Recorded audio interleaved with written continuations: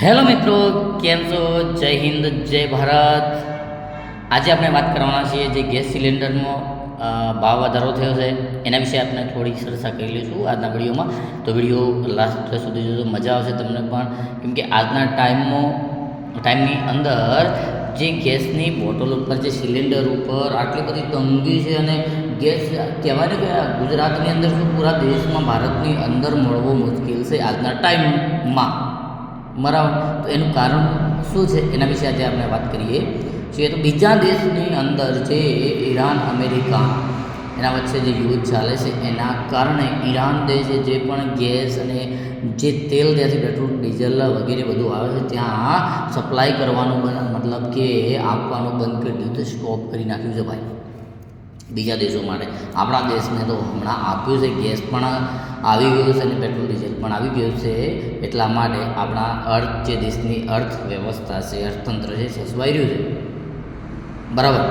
પણ જો આપણા દેશની અંદર પણ સપ્લાય કરવાનું બંધ થઈ જાય તો જે પણ શહેરમાં લોકો જેટલા પણ રહે છે, જેટલી પણ મોટી હોટલો છે, રેસ્ટોરન્ટ છે, જે ગેસની ઉપર ચાલી રહ્યા છે એના ઉપર બહુ એટલે બહુ મોટી અસર પડી ગઈ છે. મુંબઈની અંદર તો અડધા ભાગના કહેવાય ને રેસ્ટોરન્ટ જે ગેસથી ચાલતા હતા એ બંધ થઈ ગયા છે. હોટલો પણ જે ગેસના ઉપર ચાલતી હતી બંધ થઈ ગઈ છે. કેમ કે એલપીજીની તંગી તમે જોઈ શકો છો. ગામડામાં જે લોકો રહે છે એના માટે એટલું બધું હાર્ડ નથી, પણ જે લોકો સિટીની અંદર રહે છે એ લોકો માટે બહુ એટલે બહુ જ તકલીફની વાત છે ભાઈ.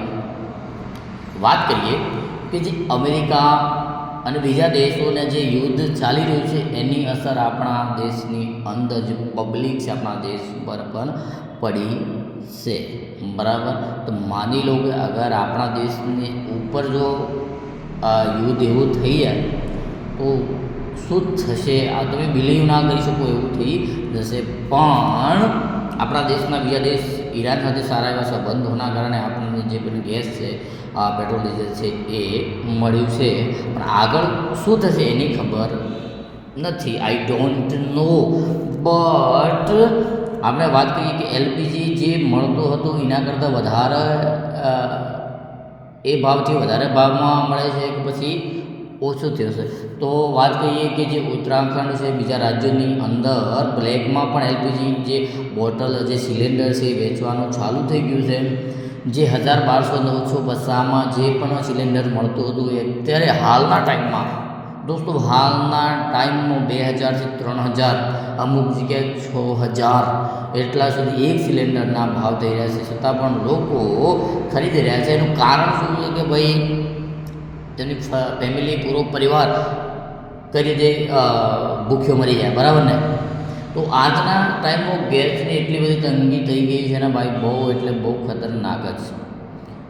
બેનિફિટ કયા લોકો છે કે જે ભાઈ લાકડું યુઝ કરે, ચૂલા પર બનાવે, એ લોકો માટે કંઈ એટલી બધી ચિંતા નથી. પણ જે લોકો સિટીની અંદર રહે છે પૈસા, એ લોકોને જે હાલમાં હું કહું કે એ લોકોનું અગર ઇન્ટરવ્યૂ લેવામાં આવે, એ લોકોની પરિસ્થિતિ શું છે એ જાણવામાં આવે ને ભાઈ સાહેબ, તો તમારી આંખમાં પણ પાણી આવી જાય, એટલું બધું ખતરનાક હશે એવું હું માનું છું.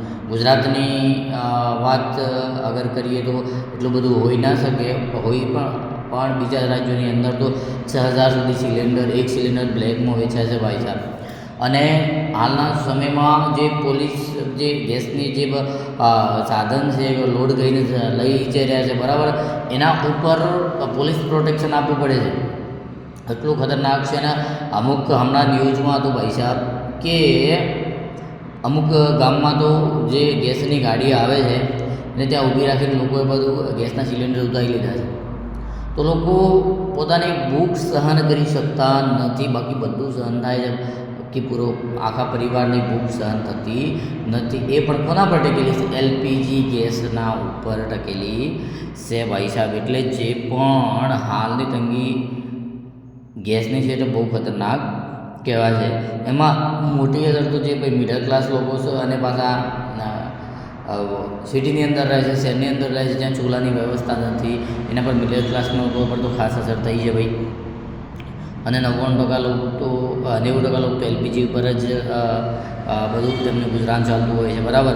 પહેલાં જે વાત કરી હતી એ પ્રમાણે સરકાર કહે છે કે હાલમાં સિચ્યુએશન વરિયસમ છે, એટલે ફ્યુચરમાં કોઈ શોર્ટેજ નથી આટલી બધી. અને હાલ એક વિડીયોમાં બતાવ્યું કે જે પાર્લામેન્ટ છે ત્યાં ચાની પણ જે વ્યવસ્થા નથી, કેના કારણે એલપીજીના કારણે ચાની પણ વ્યવસ્થા ત્યાં પાર્લામેન્ટની અંદર નથી મળતી. તો અહીંયા તો પછી શું વાત જ હોય ભાઈ, બરાબર. એટલે લોકોને પીએનજી તરફ શિફ્ટ થવા કહેવામાં આવ્યું છે, એલપીજી નથી એટલે પીએનજી તરફ શિફ્ટ થવામાં આવ્યું. અને કાળા બજારમાં જે તમને વાત કરી હતી એ પ્રમાણે મોંઘવારી સીધી ચા નાસ્તો ખાવાનું બંધ. જે ઘણા શહેરોમાં 10થી ચા મળે 15 થઈ ગઈ, અને એના લીધે જે 10 રૂપિયામાં મળતું તે 15માં થઈ ગયું, 15માં મળતું 30માં થઈ ગયું, 50માં મળતું 100માં થઈ ગયું. કેમ કે જે કોરોનાની વખતે જે ભાવ હતો, કોરોના પહેલાં અને કોરોના પછી જે ભાવ થયો છે એ હાલના સિચ્યુએશનમાં જોવા જઈએ તો જે 10નું મળતું તો 15નું થઈ ગયું અને 15નું 20 થઈ ગયું ગેસના કારણે, બરાબર. એટલે ભાઈ સાહેબ મોંઘવારી દિન પ્રતિદિન વધતી જાય છે. ગુજરાતમાં સારા સમાચાર શું છે કે ગુજરાતમાં સરકારે એલપીજી સપ્લાય 20% વધારી છે, જેથી શોર્ટેજ ન થાય. ગુજરાતની વાત કરીએ આપણા ગુજરાતની તો 20% સપ્લાય વધારી છે, જેના કારણે શોર્ટેજ ના થાય. હમણાં ઉત્તરાખંડની અંદર એક મોટી લાઇનની અંદર એક 75 વર્ષના દાદા આઈ થિંક લાઇનમાં ઊભા તેમને તકલીફ થવાથી પડી ગયા અને હોસ્પિટલ જતાં પહેલાં મરી ગયા.